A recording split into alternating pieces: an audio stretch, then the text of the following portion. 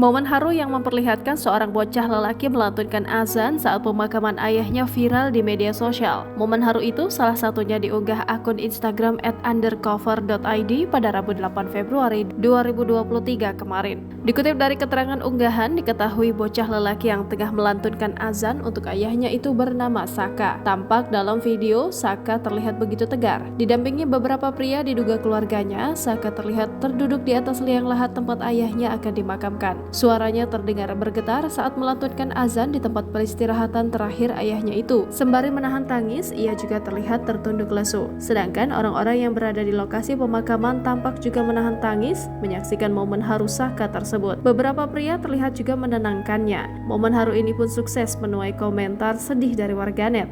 Mereka pun berbondong-bondong memberikan komentar semangat untuk bocah lelaki itu. Namun hingga kini belum diketahui kapan dan di mana momen haru itu terjadi.